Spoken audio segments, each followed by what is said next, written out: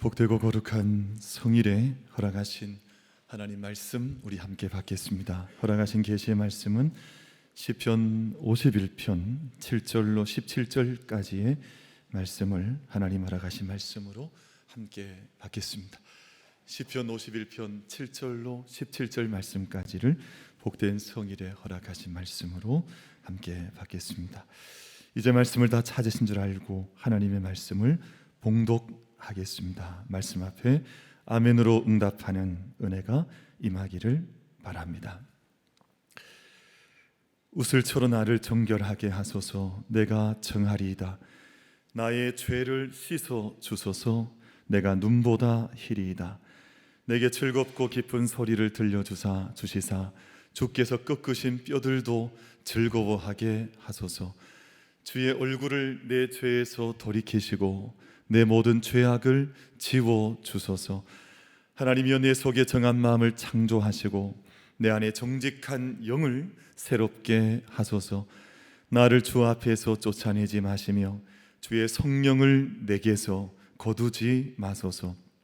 주의 구원의 즐거움을 내게 회복시켜 주시고 자원하는 심령을 주사 나를 붙드소서. 그리하면 내가 범죄자에게 주의 도를 가르치리니 죄인들이 죽게 돌아오리이다. 하나님이여, 나의 구원의 하나님이여, 피 흘린 죄에서 나를 건지소서.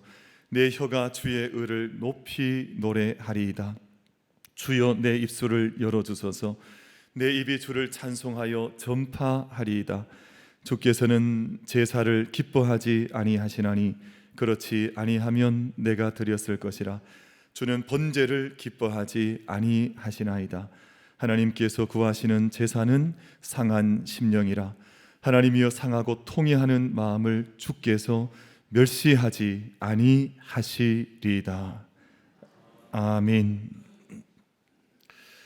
복된 성일의 주의 전에 올라오시는 모든 예배자들, 우리 한 분 한 분을 주님의 이름으로 환영합니다. 그리고 오늘 예배를 통해 주님의 허락하시는 풍성한 안식안에 거하는 우리 모든 예배자들 한 분 한 분이 다 되시기를 주님의 이름으로 축복합니다. 오늘 귀한 찬양 감사한데, 하나님께서 우리의 모든 죄, 이 모든 것을 그리스도 안에서 멸하시고 우리를 하나님의 자녀 삼아 주셨다고 하는 찬양을 우리 하나님 앞에 영광스럽게 올려드리셨습니다. 우리 하나님 앞에 우리 감사와 영광의 박수를 같이 한번 올려드리도록 하겠습니다. 하나님께 영광의 박수로 같이 한번 올려드리겠습니다.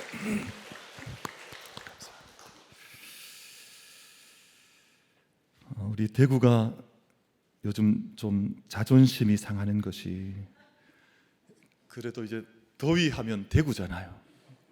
전국이 다 인정을 하는, 그래서 이제 데프리카라고 하는 자부심이 있었는데, 그 전에는 이제 옥수수 아내가 이제 팝콘이 되어온 남편한테 물어본다, 뭐 이런 얘기 있더라고요. 그림을 봤더니 남편한테 어디 다녀왔냐 물어보면 대구 다녀왔다, 팝콘이 됐다, 뭐 이렇게 그림이 있던데. 근데 요즘 나오는 그림을 봤더니 어디 다녀왔냐 물어봤더니 양산 다녀왔다 그러더래요. 양산에 다녀왔다. 요즘 극한 기후가 전 세계를 덮치고 있고 폭염과 가뭄이 이어지면서 많은 것들이 변하고 있는데, 특별히 물가도 치솟고 있다 그래요. 시금치가 123% 올랐답니다. 시금치가. 그리고 고등어가 47%, 갈치가 41%, 고기 이야기 계속 할까요? 이렇게 해서 이게 감당할 수 없을 만큼 가격이 많이 올랐다. 장보기가 무섭다고 합니다. 사과가 폭염에 화상을 입는, 저도 어릴 때 가수원집 손자로 자라서 사과를 많이 봤지만 사과가 태양에 화상을 입는 것은 올해 처음 봤습니다. 이것을 이제 일소 현상이라고 하는데, 사과가 이 나무 위에서 타들어가는 참 보기 드문 이제 현상도 일어나고 있습니다. 우리나라만 그런 것은 아니고 전 세계가 지금 이제 다 함께 이멀전시, 이제 비상 같은 이제 국면을 맞이하게 되는데, 호주에서 밀 생산량이 60% 준답니다. 그러면 앞으로 어찌 될까 걱정이 많고, 또 프랑스에서 옥수수 수확량이 30% 준다 그러거든요.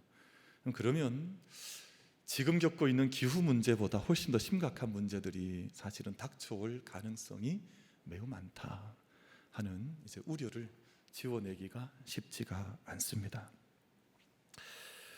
지구가 이제 열돔이라 그러죠. 힛돔 안에 들어가서 열병을 앓고 있는데, 예일대학의 순일 암리스라고 하는 교수가 책을 펼쳐냈는데 책 제목이 번영의 대가라는 책입니다. 제목이 번영의 대가입니다.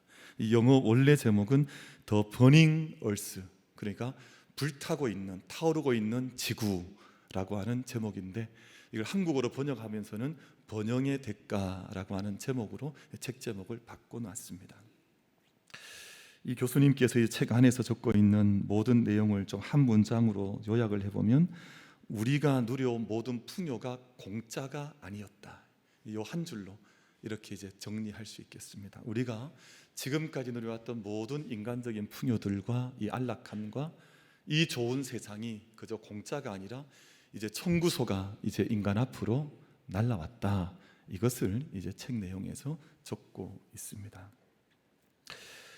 끊임없이 하나님의 창조 세계를 희생을 시켰는데요, 인간의 풍요로움을 위해서 하나님은 잊어버린 채 인간이 풍요를 생각하기 시작하면서부터는 하나님을 점점점 잊기 시작하면서 오직 인간의 풍요만 온 세상에 가득하기 시작을 했는데, 하나님의 창조 세계가 여지없이 희생을 당하고 말았습니다. 창조 세계가 희생이 되어져서 이제는 숲과 초원도 점점 더 사라져가고 사막화, 모든 세계가 이제 땅이 지금 우리가 겪고 있는 이 현상이 사막 지역에 가면 나타나는 딱 그 현상이거든요. 그런 사막화가 우리 가운데 나타났다. 하천과 바다가 무너져 가고 있고, 또 열대 우림들도 이제는 목초지로, 농경지로 바뀌어서 이 모든 것들을 대가속의 시대, 이게 아주 엑셀레이션, 그러니까 그레이트 엑셀레이션, 이 모든 것들이 가속화되어져서 이제 우리 인간 가운데 나타나서 이제 불타고 있는 지구, 더 버닝 얼스라고 하는 이 청구서를 이제 우리가 받아들게 되었다. 뭐 이런 이야기를 지적을 해주고 있습니다. 설교 때 이런 말씀을 드리는 것은 마음이 무겁긴 하지만 뭐 우리가 겪고 있는 매일의 시간들이니까 우리가 잠시 이야기를 나눠보고 있습니다. 근데 여러분, 이 번영의 대가라고 하는 것이 우리 영적인 원리에도 그대로 적용이 됩니다. 이것이 세상에 보이는 세상의 일만 아니라 우리가 누리고 있는 내면의 세계, 우리가 가지고 있는 영적인 지경에도 이 번영의 대가는 여지없이 적용이 되어져서, 오늘 읽은 시편 51편이 바로 그 이야기인데요. 다윗이 참회를 합니다. 그럼 자기를 깨뜨리면서 하나님 앞에, 내가 하나님, 제가 죄인입니다. 하나님, 제가 잘못했습니다. 하나님, 제가 하나님 앞에 경솔하고 하나님을 잊어버린 삶을 제가 살았습니다. 그렇게 오늘 본문 안에서 고백을 하는 겁니다. 그럼 다윗을 한번 우리 한번 생각을 해보십시다. 여러분, 다윗은 참 기도에 충만한 소년 시절을 보냈습니다. 오늘 우리 찬양대 우리 정민이가 이렇게 솔리스트 하는데 너무너무 목소리가 좋잖아요. 우리 정민이 목소리가 변하지 않기를 바랍니다.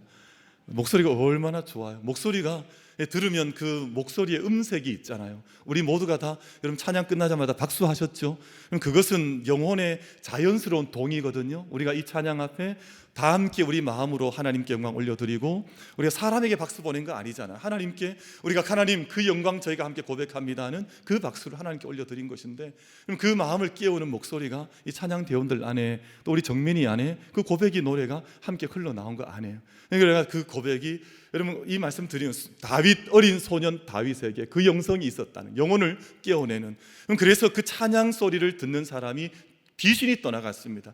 그 찬양을 듣는 사람이 영혼이 고침을 받았습니다. 그것이 어린 다윗의 어린 시절의 그 수금 타던 다윗의 어린 시절의 모습이었었거든요. 내면으로부터 영적인 강물이 흘러나와서 어린 시절을 보냈는데, 참 그래서 어린 시절은 참 중요해요. 어린 시절에 안으로부터, 내면으로부터 강물이 흘러나오는 어린 아이들이 있거든요. 근데 그것이 믿음, 신뢰, 순종, 정의, 사랑이 되어서 이제 외적인 행동으로도 그 모든 것들이 흘러나오는, 그럼 다윗은 그런 삶을 살아갔던 어린 소년이었습니다. 그럼 다윗은 골리앗 두려워하지 않았습니다.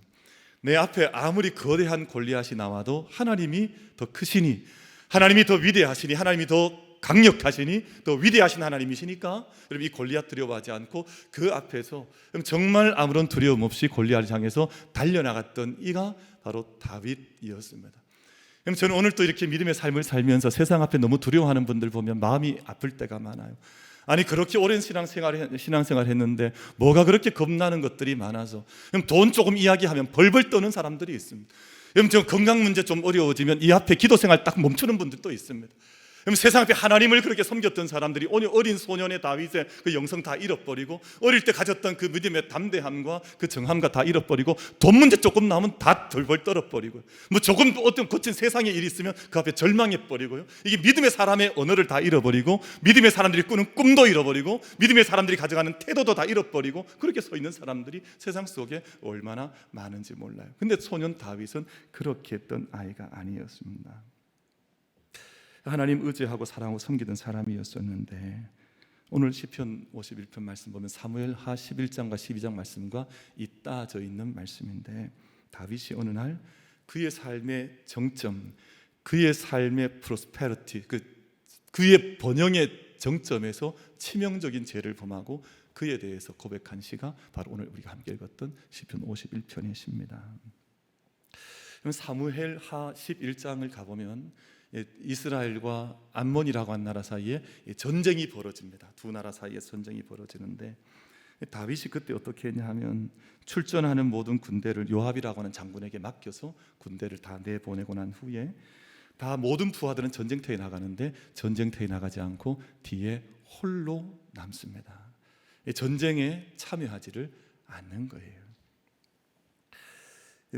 사무엘하 11장 1절 말씀을 제가 천천히 읽어드릴 테니까 한번 잘 들어보시길 바랍니다. 그 해가 돌아와 왕들이 출전할 때가 되매 다윗이 요압과 그에게 있는 그의 부하들과 온 이스라엘 군대를 보내니 그들이 암몬 자손을 멸하고 랍바를 에워쌌고 다윗은 예루살렘에 그대로 있더라. 여기 문제가 되는 말씀이 다윗은 예루살렘에 그대로 있더라, 이 부분이에요. 그럼 지금 이 암몬과의 전쟁은 단지 세상에 있는 어떤 전쟁을 말한다기보다는 성경적 전체의 관점에서 보자면 지금 다윗이 이 전쟁을, 하나님의 전쟁을 그치지 말고 스스로 앞에 군사를 이끌고 나아가서 전쟁을 진두지휘해야 하는데, 그것 앞에 나아가지 않고 뒤에 그대로 머물러 있는 다윗의 모습을 성경은 지적을 하는데, 그럼 저희들이 오늘 우리 삶을 살면서 그런 경우들이 많습니다. 그럼 신앙의 삶에 있어 절대 뒤로 물러가지 마십시오. 우리 만민 가족들께서는 예배하는 일, 또 하나님을 섬겨 기도하는 일, 내가 모든 하나님 앞에 기도를 깨워내는 그 모든 시간을 뒤로 물러서지 말고 그 앞으로 나아가 한 걸음도 나는 한 걸음도 앞으로 나아가는 은혜가 우리 모든 만민 가족들 가운데 임할 수 있게 되기를 주님의 이름으로 축복합니다. 아멘을 크게 안 하시는 거 보니까 하기 싫으신 성향이 조금 있으신 것 같은데, 여러분, 우리는 예배드리고 하나님 앞에 믿음의 삶을 살고 믿음의 경주를 감당해 나가는 그 길에 있어서 뒤에 쳐져서 이렇게 멀찍이 구경자로 따라가는 사람들 되지 말고, 우리 모든 하나님을 섬겨 내가 하나님을 예배하고 하나님을 사랑하고 하나님을 기억하는 그 모든 일에는 앞서 이끌어갈 수 있는 그 은총의 자리에 함께 나아갈 수 있는 우리 모두가 다 될 수 있게 되기를 주님의 이름으로 축복합니다. 자, 두 번째 반복을 해도 별로 아멘이 마음에 별로 안 들어요. 다 아멘 하신 줄 믿고 제가 다 아멘 하신 줄 믿겠습니다. 다윗이 뒤로 물러나 있었습니다.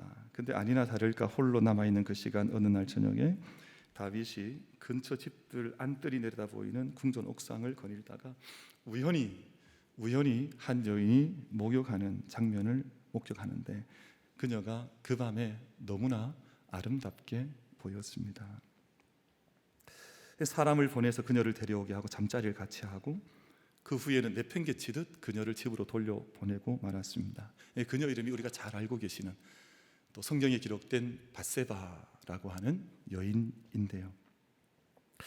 근데 이제 얼마의 시간이 지났을까? 많은 시간 지나지 않았는데 밧세바로부터 전갈이 오는 거예요. 어떤 전갈이 왔냐니까 임신을 했습니다 하는 전갈이 왔습니다.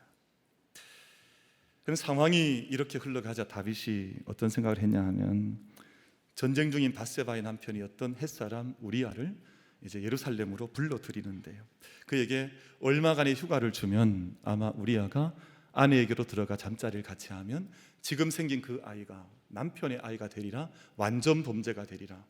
그럼 참 놀라운 다윗이 그 생각을 했습니다. 참 기가 막힌 것은 다윗이 그 생각을 하고는 우리아를 예루살렘으로 불러들였는데, 우리아가 얼마나 충직한 사람인지, 우리 동료 병사들이 저렇게 지금 라빠에서 고생하고 전쟁하는데 내가 어떻게 내 아내와 함께 즐겁고 평안한 시간을 보내겠냐 해서 다윗의 궁정 그 한 대 밖에서 여러 병사들과 함께 노숙을 합니다. 그럼 이것이 당시의 우리아의 마음이었는데, 그 모습을 보고 나서도 다윗이 이 상황을 깨닫질 못해요. 지금 무슨 일이 벌어졌는지, 이 사람이 어떤 일을 하고 있는지를 다윗이 깨달아 알아가야 하는데 다윗이 알지 못한 채 이 일에 자기 작전을 실패하게 되자 편지를 한 통 써서 우리아의 손에 들려서 요압에게 보내는데요. 여러분, 우리아 손에 들려졌던 그 편지 속에는 어떤 글이 적혀졌냐 하면, 전쟁이 가장 치열한 그 자리, 지금 그 자리에 나가면 죽을 수밖에 없는, 전사할 수밖에 없는 그 자리에 이 병사 우리아를 보내서 전쟁하게 해라. 그 편지를 우리아 손에 들려서 전쟁터에 보낸 것이 다윗이었습니다. 그럼 다윗이 어떻게 그런 생각을 하고 그 일을 했는지, 성경 속에 나타나고 있는 다윗의 모습과는 사실은 상상할 수 없는 일이 다윗에게 벌어지고 말았고, 그 편지를 무슨 내용이 적혀있는지 알지 못했던 우리아가 그 편지를 요압에게 건네, 요압은 그대로 실행을 했고 우리아는 전사하고 말았습니다. 이것이 사무엘하 11장 어간에 기록되어져 있는 말씀인데요. 모든 죄가 그러하듯이 다윗도 예외가 아니었었고, 저희들 이 자리에 예배하는 저희들 누구라도 죄로부터는 예외일 수가 없는데, 오늘 찬양이 감사한 것은 이 모든 무섭고 어려운 죄를 우리 주님께서 끊어내셨다, 우리 주님께서 도말하셨다, 주님께서 해결하셨다 하니 우리가 주님 앞에 찬양을 올려드릴 수밖에 없고, 그 모든 죄와 죽음의 권세를 이기신 주님 앞에 영광스러운 찬양으로 믿음의 삶을 나아가는 것인데, 모든 죄는 은밀하게 진행되어지고 점진적으로 확장되어 가기 시작하는데, 그럼 제가 가끔씩 과일 볼 때가 있습니다. 과일 이렇게 저 어릴 때부터 많이 봤어요. 과일을 이제 과일 바구니에 따서 담아 놓으면 상처 작게 났던 과일이요, 가만 그 자리에 둬버리면 제가 사람이 인식하지 못하는 사이에 점점점 썩어지는데 거의 절반 온체가 다 썩어버려요. 아니 이게 언제 이렇게 썩었을까? 근데 우리가 알지 못하는 사이에 그 썩는 부위가 확장되어져서 고기만 썩었나 이렇게 도려내서 먹으려 해보면 안이 다 썩어져 있습니다. 그래서 어릴 때부터 그걸 많이 봤어요. 죄의 속성과 썩음의 속성이라고 하는 것은 너무나 닮아져 있습니다. 겉은 멀쩡해 보여도 사실은 점 하나 있으면 들어가 보면 벌레가 먹어 있거나 먹을 수 없는 그런 모습으로 변해 있는 것을 보게 되는 것인데, 다윗이 그랬습니다.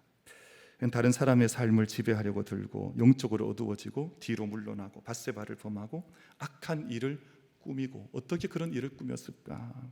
그리고 우리아를 죽이기까지 했습니다. 그러니까 죄가 더해져서 사망의 권세 아래 들어가는, 다윗이 이제 어쨌든 이 상황이 이제 일단락이 되어졌다 하십시다. 그런데 그 다윗 앞에 누가 나타나냐 하면 나단이라고 하는 선지자가 나타나요. 나단이라는 선지자가 나타나서 한 이야기를 가볍게 들려주는데, 이야기가 그냥 단순했습니다. 어떤 이야기냐면, 왕이시여, 한 성읍에 많은 양을 가진 부자가 있는데 그가 손님을 맞이해서 식탁에 올릴 양 한 마리가 필요했습니다. 이 사람은 거부인데 많은 양을 가지고 있는데 양 한 마리가 필요하게 되자 자기 양을 잡지 않고 이웃집 가난한 사람이 정말 자기 자식처럼 애지중지, 그렇게 정말 자식처럼 딸처럼 키웠던 양을 잡아다가 그것으로 손님을 대접했습니다.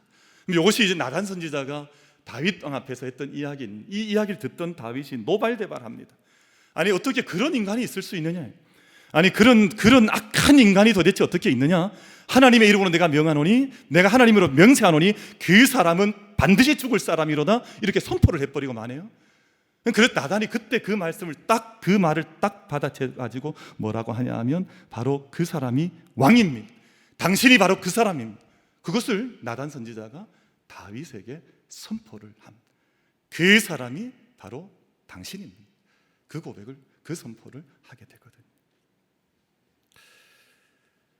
그럼 근데 이 순간이 참으로 귀한 순간인지라, 이 순간이 참 귀하고 놀라운 순간인 것이 다윗이 반응을 하는 거예요.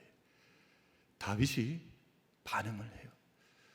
그럼 저는 가끔씩 목회를 하다가 어떤 일들이 있어서 좀 이것을 깨우치자 해서 좀 은유적으로나 좀 둘러가면서 얘기할 때가 있습니다. 근데 우리는 다 영적인 존재인지라 그것을 받는데 그것을 믿음으로 받지 대부분 않습니다. 아니 목사님이 뭐 그렇게 생각을 하냐, 아니 목사님이 왜 그렇게 기분 나쁘게 얘기를 하냐.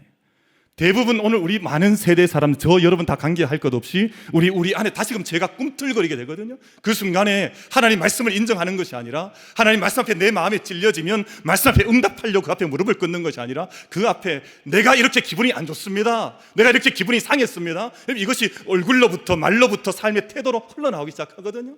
이것이 일반적인 사람들의, 많은 사람들의 죄악의 발걸음에 덫에 걸린 사람들의 일반적인 모습이잖아요. 오늘 대부분 다 그 경험하지 않습니까? 누가 자식들도 마찬가지고요, 부모들도 마찬가지, 온 세상 사람도 그렇게 죄에 빠져 있습니다. 그런데 이때 다윗의 반응이 놀라운데, 당신이 바로 그 사람이다 이렇게 지적을 하자, 다윗이 자기가 누리고 지금까지 가져왔던 풍요로운 삶 가운데 자기가 마주했던 영적 가뭄이 극심하다고 하는 것을 다윗이 깨달은 거예요. 그럼 여기에 다윗의 진정한 면모가 저는 있지 않나, 우리가 묵상을 해보면 이 지점에서 우린 다윗을 또 한편 만나게 되는데, 내가 얼마나 가물어져 있는 존재인지, 내 영혼이 얼마나 쩍쩍 갈라져 있는지를 다윗이 자기 자신의 모습을 보게 되면서 내가 여호와께 죄를 지었나이다. 그럼 내가 여러분 오해하지 마시고, 내가 우리아에게 죄를 지었다, 내가 밧세바에게 죄를 지었다, 맞습니다. 근데 그 모든 죄를 지은 것을 넘어가서 내가 하나님 앞에 죄를 지었습니다. 그 근본적인 죄에 대한 고백을 하고 우리아에 대한, 밧세바에 대한 죄책감과 고통을 다윗이 고백하는 거예요. 그럼 그것이 오늘 시편 51편의 노래로, 이 기도 고백으로 기록이 되어져 있습니다. 그럼 사람에게 가능성 있는 사람, 복된 사람이 누구냐 하면 자기 자신이 문제 있는 사람이다, 나는 도움이 필요한 사람이다, 나는 하나님 필요한 사람이다, 이 고백을 하면 이 영혼은 가능성, 충만한 은혜가 그에게 임합니다. 왜냐하면 하나님께서 죄가 더한 곳에 은혜가 더하게 하신다. 근데 이때 죄라고 하는 것은 깨달아지는 죄, 하나님 앞에 자기 자신의 죄를 발견한 죄를 말하거든요. 그냥 덕지덕지 어두운 죄가 복이 있다는 말이 아니라, 그 죄가 내 안에 있는 것을 발견하고 나서 나 하나님의 도움이 필요한 사람이에요, 나 하나님의 은혜가 필요한 사람입니다, 나 하나님의 은총 아니면 나는 살아갈 길이 없는 사람입니다, 자기 영혼에 있는 죄의 모습을 그대로 보게 되는 그 자리에 은혜가 넘친다, 그 말씀을 하신 것이거든요. 그래서 오늘 다윗이 고백하는 이 시편 51편의 참회는 복 있는 참회가 된 것입니다. 아우구스티누스라고 하는 우리 신학의 대어른께서 자신의 죄를 선언하는 것을 어떻게 표현했냐 하면 펠릭스 쿨파라 그랬습니다. 이 펠릭스 쿨파라는 말은 오 해피신이란 말로, 얼마나 복된 나의 죄인가. 왜냐하면 이 죄를 통해서 나의 자신의 모습을 보게 되고 다시금 하나님 앞에 새롭게 내 삶을 살아갈 수 있는 은총을 덧입었기 때문에 이 죄가 나에게 복되게 다가왔구나 하는 그 표현을, 그렇게 아우구스티누스는 신학적 용어로서 그렇게 표현을 하기도 했습니다. 그리스도인들이 누리는 복 가운데 가장 큰 복 가운데 한 가지가 뭐냐 하면 자신이 범한 죄를 인지하는 겁니다. 아, 내가 이 죄를 범했구나. 근데 많은 사람들이 이 복을 누리질 못해요. 내가 어떤 존재인지, 하나님의 말씀의 거울로 나를 비춰볼 때 내가 어떤 모습으로 서 있는지를 잘 알지를 못하고, 세상 앞에 그냥 더 씌워져 있는 풍요 속에 거짓된 자기를 만나지 참된 자기 자아를 잘 만나지를 못하더라 하는 것입니다. 다윗이 자기 자신을 발견을 했는데, 하나님이 자기 자신 안에서 너무나 작아졌구나. 그럼 예전엔 다윗에게는 하나님이 가장 큰 분이었습니다. 하나님이 가장 위대하신, 하나님을 생각하면 찬양이 흘러나오고 내게 지혜가 흘러넘치고 능력이 나타나고 두려울 것도 없고, 근데 이 세상의 풍요를 이렇게 누리는 동안 하나님은 점점점 작아져서 다윗에게 나는 하나님이 내 안에서 발견되질 않는구나. 그럼 오늘 다윗이 그 아픔을 노래한 것이거든요. 그래서 다시 하나님께 고백하고 기도하는 것이 뭐냐, 하나님 내 안에 정한 영을, 정직한 영을 다시금 창조해 주십시오. 내 안에 이 하나님을 인식하던 영이 소멸되어져 버렸는데 하나님께서 그 옛날 창조 역사를 통해서 영을 만들으셨던 것처럼 오늘 내 안에 하나님 정직한 영을 새롭게 해주시고 정한 마음을 창조해 주셔서 하나님이 다시금 크게 보일 수 있는 그 마음을 제게 허락해 주십시오. 다윗이 오늘 51편에서 그 고백, 그 노래를 하나님 앞에 올려드리는 것입니다. 저희들 이 세상 살아가는 동안 하나님이 작아져 버려서 지금처럼 온 세상이 고통받고 있는 이런 인생, 이런 세상, 이런 삶이 아니라 생명의 하나님, 구원하신 하나님, 창조하신 하나님의 그 은혜가 우리 가운데 크게 보이고 그 은혜를 고백하고 그 은혜를 의지하면서 하나님이 내 안에 크시기 때문에 그 하나님을 믿는 믿음의 도리를 따라 이 세상을 생명의 땅으로 다시금 세워 섬겨갈 수 있는 우리 모두가 될 수 있게 되기를 주님의 이름으로 축복합니다. 그럼 가정도 교회도 다 마찬가지고요. 하나님이 사라지고 나가 복지를 풍요를 누리게 되면 그 가정 반드시 망하게 되어져 있습니다. 교회도 마찬가지죠. 교회가 물질 중심으로 걸어가다가 하나님 잃어버리고 나면 그 교회는 반드시 하나님 영광 가리게 되어져 있습니다. 물질 조금 없어도 괜찮아요. 조금 빚내고 살아도 괜찮아요. 하나님 우리 가운데 계신 걸 정확하게 고백하면 그 모든 것을 변해 하나님께서 새 역사를 이루시는 것인데, 하나님 내 안에 없어져 버리고 나면 반드시 그 안에는 어둠만, 영적 기근만 남지 하나님의 생명은 사라져 버리고 말아가는 것입니다. 오늘 다윗이 놀라운 기도를 드리는데, 하나님이여 내 속에 정한 마음을 창조하시고 내 안에 정직한 영을 새롭게 해주십시오. 나를 주 앞에서 쫓아내지 마시고 주의 성령을 내게서 거두지 마십시오. 주의 구원의 즐거움을 내게 회복시켜 주시고 자원하는 심령을 내게 주셔서 나를 붙들어 주십시오. 이 고백을 다윗이 기도하거든요. 여러분 한번 여쭤보고 싶은데, 여러분 다윗의 진면목이 어디에서 있느냐, 이걸 여쭤보고 싶어요. 그러니까 요압에게 군사 맡겨가지고 다 이제 전쟁터 내보내고 홀로 예루살렘 성에 남아있는 이 다윗이 다윗의 진면목입니까? 아니면 새로운 창조의 영을 받아서 내 안에 창조의 영이 올라와서 다시금 어떤 믿음의 자리를 양보하지 않고 내가 진두지휘하면서 이 모든 영적 리더십을 감당하면서 앞서 이끌어가는 다윗이 다윗의 진면목이겠습니까? 여러분 1번, 2번 어느 몇 번 선택하시겠습니까? 3번 또 선택하고 막 이래요. 뭐 2번인 건 분명하잖아요. 다윗의 진면목은 어린 소년의 모습을 가지고 있었던, 그때 골리앗 앞에 섰던 그 다윗이 진짜 다윗인 거예요. 죄 가운데 빠지고 나면 거짓 다윗 앞에 무릎을 꿇을 수밖에 없는 것이거든요. 그런 의미에서 오늘 저희들 말씀을 마무리하면서 우리 모두에게 성령의 새바람이 우리 모든 삶을 다스리시고, 저는 요즘 바람이 그렇게 고마워요. 작은 바람 불면 살 것 같더라고요. 근데 성령의 새바람이 불면 여러분 창조 역사가 나타났습니다. 여러분 오순절 다락방에 성령의 바람이 불꽃처럼 임하자 그 가운데 모든 영혼들이 다시금 태어난 역사가 나타났습니다. 그럼 저희들 안에, 우리 만민교회 안에 저와 여러분 우리 모두 속에 하나님께서 우리 마음 속에, 영혼 속에 새 마음 창조하시고 성령의 바람을 통해서 우리를 온전히 새롭게 빚어주셔서 우리가 정말 새로운 피조물, 새로운 존재로 이 땅의 삶을 살면서 예수님 내 안에 계시니 나는 새로운 피조물로 살아가는 동안 성령의 능력 가운데 살아가서 새 마음, 새 영, 생생 창조의 영을 따라 살아가는 믿음의 사람으로 살아가겠노라 함께 다짐하며 결단할 수 있는 우리 모든 복된 예배자들 다 되어지시기를 주님의 이름으로 축복합니다.